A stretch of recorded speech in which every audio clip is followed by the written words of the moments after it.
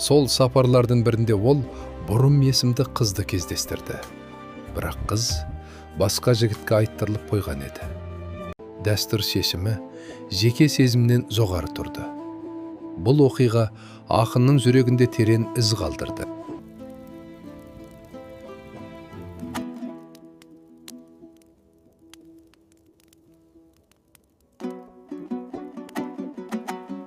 Мың 875 жыл.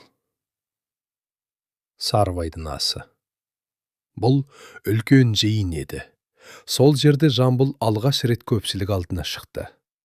Ол Сарыбайдың ерлігін, Қоқан басқыншыларына қарсы күресті, шапырашты батырларының батылдығын жырлады. Бұл оның үлкен сахнадағы тұңғыш өнері болды. Тыңдаушылар жас ақынды Сүйінбайдан кем емес талант иесі деп таныды.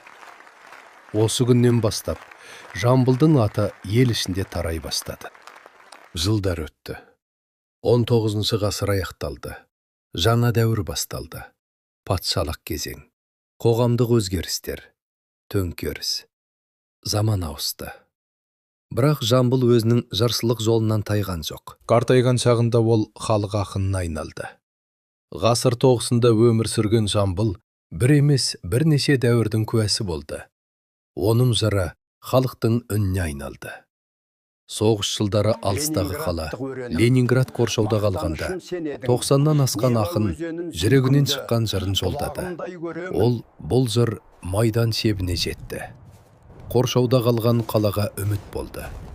Қарт ақынның үні жүздеген шақырымды еңсеріп өтті. Уақыт өтті, адамдар өзгереді. Бірақ дала өзгермейді. Жамбыл сол даланың жыршысы болды.